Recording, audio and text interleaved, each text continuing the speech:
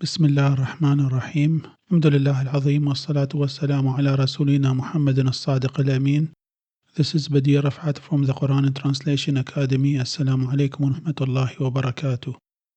Inshallah, in today's lesson, we will explore an important topic and a serious mistake presented in almost every translation, which has caused many misunderstandings and problems. By chance, I came across part of a debate on YouTube where this ayah was discussed between a Muslim brother and non-Muslim representatives. I should say that for any Muslim, when engaging in debates with non-Muslims, it is important to be well prepared with a strong understanding of the subject matter. Otherwise, it is better not to participate if you feel you don't have sufficient knowledge. Some debates shall be left to knowledgeable Muslim scholars only. I invite you to join me for this lesson. The topics of this lesson: Ayah 94 in Surah Yunus, good translation of the meaning, some aspects of the ayah and related ayahs, and in the notes board we will study the meaning of shubhah in Islam, example of misconception or shubhah, the meaning of the word mumtarin in Arabic, and finally my recommendation. Good translation of the meaning from Dr. Ghali translation. So in case you are in doubt regarding what we have sent down to you, then ask the ones who read the book even before you. Indeed, the truth has already come to you from your Lord. So do not definitely be of the constant wranglers. Some aspects of the ayah's meaning and context, and we are going to divide the ayah into 4 parts.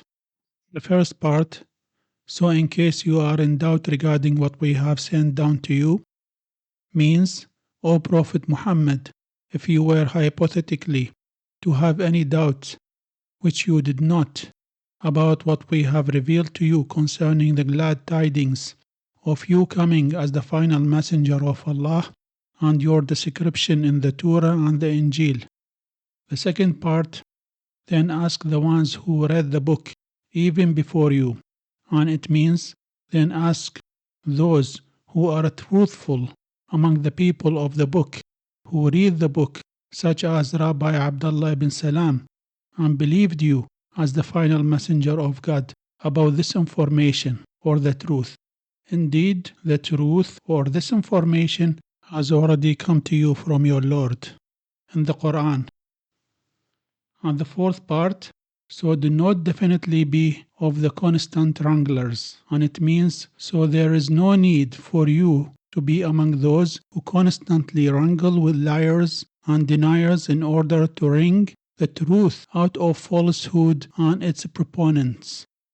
That was a pre-warning to the Prophet, peace be upon him, because as we know from the Quran that he, peace be upon him, would torment himself in his calling to the truth as a messenger, as we have in Ayah 6, Surah 18, and Ayah 3, Surah 26.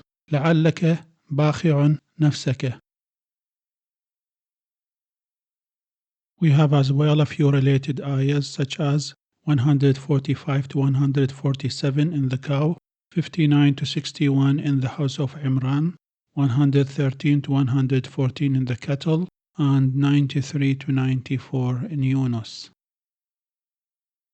Please subscribe, like, share, and support.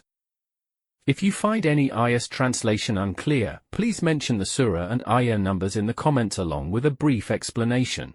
Inshallah, it will be addressed in future lessons.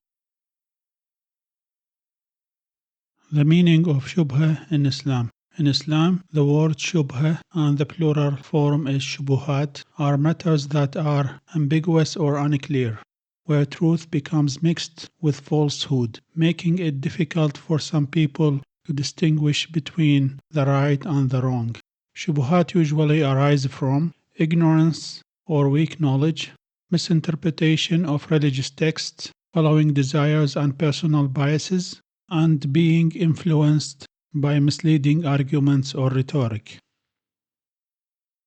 And in relation to this ayah, ayah 94, Some disbelievers and skeptics, whether acting intentionally or unintentionally, understand it this way, and this is an example of a shubhah. Those disbelievers and skeptics claim that the Prophet, peace be upon him, had doubts about the Quran being revealed to him by God. Therefore, Allah subhanahu wa ta'ala, according to their false claim, commanded him to ask the people of the book about its authenticity. The meaning of the word mumtarin in Arabic. When we say in Arabic, imtara fi shay', it means shakka fih. To doubt in something is to have doubts about it, true or false. And when we say imtara shay', it means istakhrajahu wastadarrahu. To doubt something is to extract it.